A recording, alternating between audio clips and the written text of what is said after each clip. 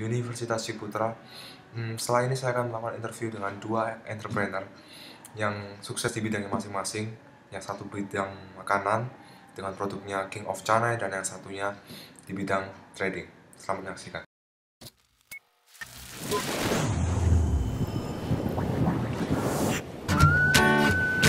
I gotta find my way back to summer paradise. John Paul Simple Plan. My heart is sinking as I'm lifting up. Saya sedang bersama dengan ini selaku owner dari King of China. Sebagai King of China ini sejak kapan? What I'm gonna do. Sekitar tahun lalu ya, pada 2011. Terus gimana awalnya membuat usaha? Kita melihat peluang yang ada. Kebetulan nama-nama kita jalan-jalan itu Malaysia, kemudian Malaysia itu satu yang unik gitu, yang unik. Di sini belum ada. Jadi kita pikir bagaimana caranya kita memperkenalkan jenis makanan itu ke masyarakat Indonesia, Surabaya. And I'll be there in a heartbeat. Konsep resto yang ditawarkan sama King of China ini Kebetulan yang menjadi spesialisasi kita itu kare dan roti tisu. Roti tisu sih kebanyakan kita bikinnya ke orang-orang muda. Kalau karenya kita yang kita utamakan itu spesialisasi kita karena memang karenya kita bahan-bahannya import gitu ya. Jadi taste-nya itu benar-benar kuat. Jadi kebanyakan itu kalau selama ini sih orang Islam ya suka dalam buka usaha makanan ini apa? Yang berkesan? suka dukanya itu ya ada tantangan yang kita hadapi ya, ada cara yang kita menyelesaikan suatu masalah menghadapi customer kan karakter customer beda-beda, gimana caranya kita bisa memuaskan mereka semua, terus juga menghadapi karyawan, mengatur karyawan bagaimana ya, seperti itu kan. In a heartbeat. Quick time, girl. Oh, I'll be there in a heartbeat. Quick time, girl. Oh.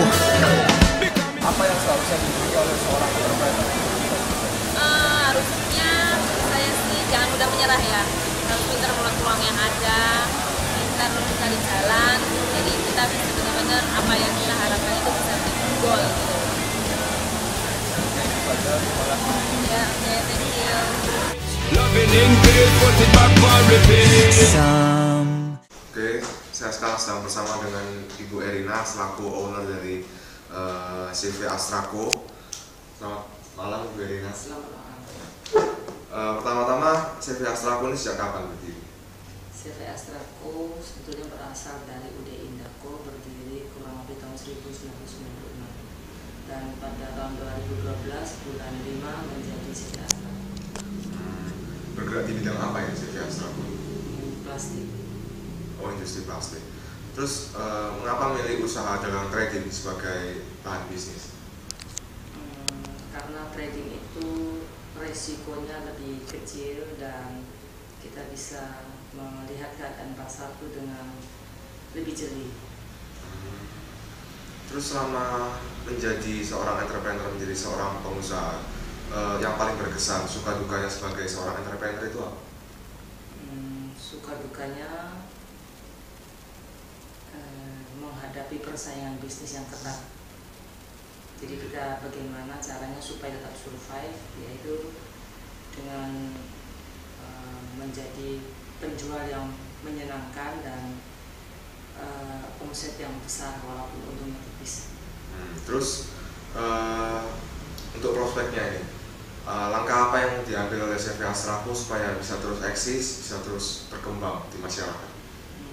Kedepannya kita mungkin menjadi importer sendiri, mencari item-item lebih banyak.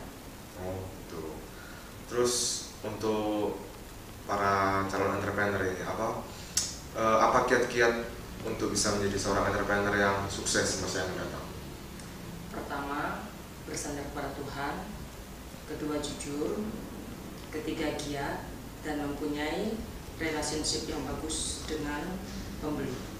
Oh, gitu. Oke, sekian pertanyaan dari saya. Sebuah interview yang luar biasa dari Ibu Erina. Terima kasih Bu Erina. Terima kasih. Selamat berkati.